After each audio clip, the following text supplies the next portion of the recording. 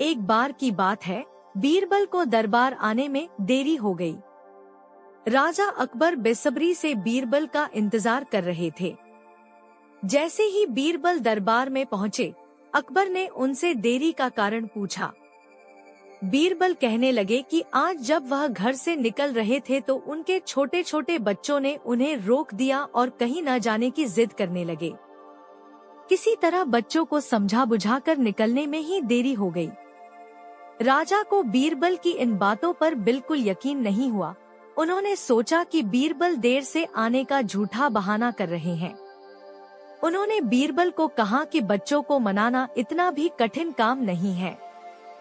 अगर वे ना माने तो थोड़ा डांट डपट कर उन्हें शांत किया जा सकता है। वहीं बीरबल इस बात से परिचित थे कि बच्चों के मासूम सवालों और जिद को पूरा कर पाना बेहद मुश्किल होता है। जब अकबर इस बात से संतुष्ट न हुए तो बीरबल को एक उपाय सूझा। उन्होंने राजा के सामने एक शर्त रखी। उन्होंने कहा कि वह इस बात को सिद्ध कर सकते हैं कि छोटे बच्चों को समझाना बहुत मुश्किल होता है, लेकिन इसके लिए उन्हें एक छोटे बच्चे के जैसे व्यवहार करना होगा व राजा को उन्हें समझाना होगा। राजा इस शर्त के लिए तैयार हो गए। अगले ही पल बीरबल एक बच्चे के जैसे चिल्लाने और रोने लगे।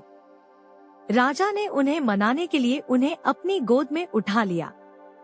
बीरबल गोद में बैठकर राजा की लंबी मूंछों से खेलने लगे। कभी वे बच्चों की तरह मुंह बिगाड़ते तो कभी मूंछों को खींचने लगते। अभी तक राजा को कोई आपत्ति नहीं हो रही थी। जब बीरबल मूंछों से खेलकर थक गए तो गन्ना खाने की जिद करने लगे।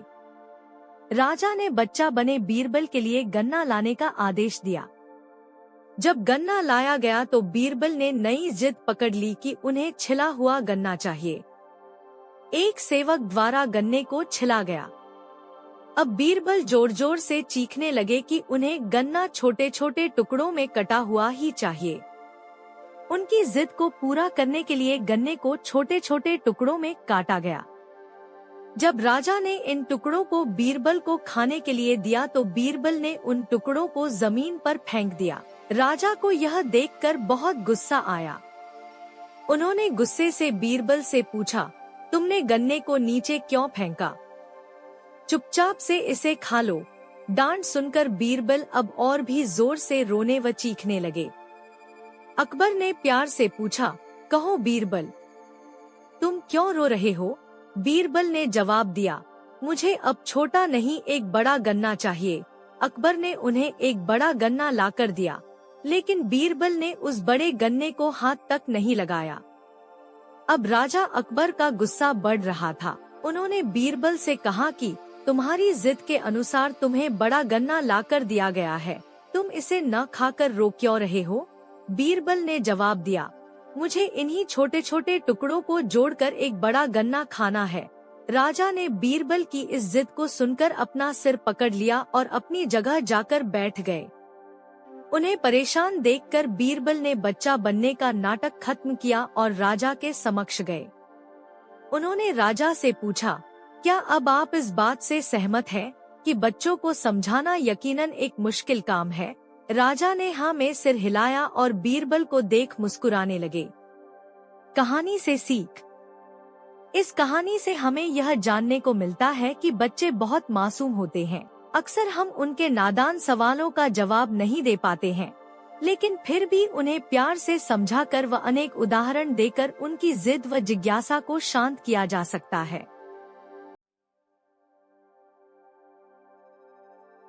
बादशाह अकबर कुछ मजाकिया इंसान थे। उन्हें मजाक बेहद पसंद था। एक दिन उन्होंने नगर के सेठों को हुक्म दे डाला कि आज से उन्हें पहरेदारी पर लगाया जाता है। यह सुनकर सेठ घबरा गए और बीरबल के पास पहुंचकर अपनी परेशानी का हल मांगने लगे। तब बीरबल ने उन्हें हिम्मत देते हुए एक तरकीब बताई और कहा कि वो सब लोग अपनी पगड़ियों को पैर में और पायजामों को सिर पर बांधकर पहरा देते हुए चिल्ला चिल्ला कर कहें, अब तो आन पड़ी है। दूसरी तरफ बादशाह भी अपना भेष बदलकर गश्त पर निकल पड़े। गश्त लगाते वक्त बादशाह की नजर अचानक सेठों पर पड़ी। उनका ये निराला रूप देखकर बादशाह हंसते हंसते लोटपोट हो गए और उनसे पूछा, ये सब क्या है? तब सेठों का मुखिया बोला, जहाँ पनाह हम लोग पुश्तों से गुड़ और तेल बेचते आए, भला हमसे पहरेदारी कहाँ हो पाएगी। बादशाह अकबर समझ गए कि ये बीरबल की ही तरकीब है और अपना हुक्म वापस ले लिया।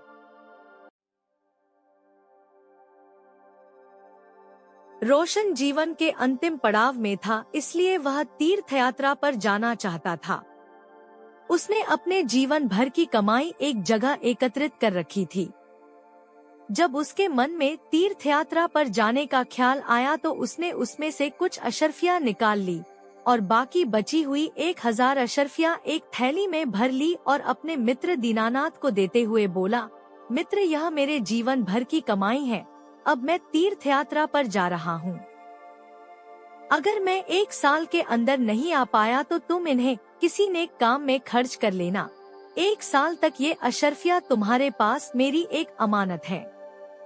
अगर मैं आ जाऊंगा तो मैं आकर वापस ले लूंगा। दीनानाथ ने कहा, आप चिंता ना करें, मैं आपकी ये अमानत संभाल कर रखूंगा। आप बिना चिंता किए आराम से तीर्थ यात्रा पर चले जाइए। दीनानाथ की बात पर यकीन कर रोशन चला गया। इतना सारा धन देखकर दीनानाथ का मन बदल गया और उसने उन सारी अशर्फियों को हजम करने की ठान ली। 1 वर्ष बाद जब रोशन तीर्थ यात्रा से वापस आ गया और दीनानाथ के पास अपना धन लेने गया, तो दीनानाथ ने धन देना तो दूर, रोशन को पहचानने से भी इनकार कर दिया और उसे बेइज्जत करके घर से भगा दिया। बेचारा गरीब रोशन अपने दोस्त की इस हरकत पर यकीन ही नहीं कर पा रहा था, लेकिन रोशन ने भी हार नहीं मानी और अपना धन दीनानाथ से लेने के लिए उसने बादशाह अकबर के दरबार में न्याय के लिए गुहार लगाई। अब दीनानाथ को भी दरबार में बुलाया गया, लेकिन दीनानाथ अभी भी रोशन को पहचानने से इनकार कर रहा था। रोशन के पास अपनी बात को साबित करने के लिए ना तो कोई गवाह था और ना ही कोई सबूत। सच्चाई का पता करने के लिए बादशाह ने ये मामला बीरबल को सौंप दिया। बीरबल ने दोनों से दोबारा पूछताछ की, लेकिन दीनानाथ अपनी बात पर अटल रहा। बीरबल ने रोशन से पूछा, तुमने किसके सामने अपना धन दीनानाथ को दिया था? हुजूर, बस एक आम के पेड़ के नीचे मैंने धन दिया था और कोई गवाह नहीं था। इसका मतलब तुम्हारा गवाह आम का पेड़ है। जाओ, तुम उस आम के पेड़ से कहो कि वो तुम्हारे पक्ष में गवाही दे। अगर वो ना माने तो उसकी मिन्नतें करना, लेकिन पेड़ को गवाही के लिए लेकर आना, तभी तुम्हारा धन तुम्हें वापस मिल सकता है। बेचारा रोशन बड़बड़ाता हुआ चला गया। पेड़ भी भला गवाही दे सकता है। दीनानाथ और बीरबल महल में ही रोशन का इंतजार करने लगे। जब कुछ समय गुजर गया तो बीरबल बोला, अब तक तो रोशन आम के पेड़ के पास पहुंच गया होगा और उससे मिन्नतें कर रहा होगा। तभी दीनानाथ बोला, रोशन तो वृद्ध आदमी है, वो इतनी जल्दी वहाँ नहीं पहुँच सकता। अभी तो उसे काफी समय लग जाएगा, क्योंकि वहाँ का रास्ता भी साफ नहीं है। बीरबल शांत होकर रोशन का इंतजार करने लगे। बहुत देर बाद रोशन महल में आया और बोला, महाराज, मैंने पेड़ से बहुत मिन्नतें की, लेकिन वो वही का वही खड़ा रहा। अब आप ही बता दीजिए मैं क्या करूं? बीरबल ने रोशन को आश्वासन देते हुए कहा, तुम चिंता मत करो, पेड़ तुम्हारे पक्ष में गवाही देकर चला गया है। दीनानाथ ने आश्चर्यचकित होकर पूछा, पेड़ कब आया? मैं तो कब से यही बैठा हुआ हूँ। बीरबल बोले, दीनानाथ, जब मैंने तुमसे पूछा था कि रोशन उस पेड़ के पास पहुँच गया होगा तो तुमने तुरंत इनकार कर दिया। इसका मतलब कि तुम उस जगह के बारे में अच्छी तरह जानते थे, लेकिन तुम झूठ बोल रहे थे। अब तुम सीधे सीधे अशर्फियों के बारे में बताते हो या मैं अपने तरीके से पूछूं? बेचारे दीनानाथ ने डर के मारे सब कबूल कर लिया। उसने रोशन से माफी मांगकर उसका सारा धन वापस कर दिया।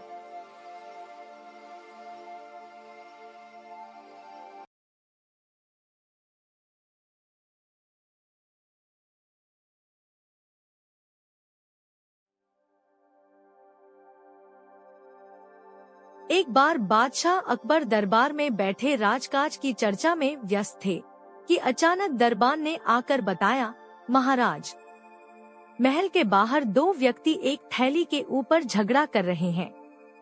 बादशाह ने दोनों को अंदर बुलवाया और उनकी समस्या के बारे में पूछा।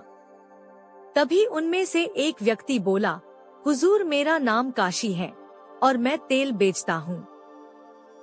एक दिन यह व्यक्ति मेरी दुकान पर तेल लेने के लिए आया था और तभी मौका पाकर अशर्फियों से भरी मेरी थैली भी अपने साथ ले गया। जब मैंने इससे उस थैली के बारे में पूछा तो यह उस थैली को अपनी थैली बताने लगा। अब तो हुजूर आप ही न्याय करें।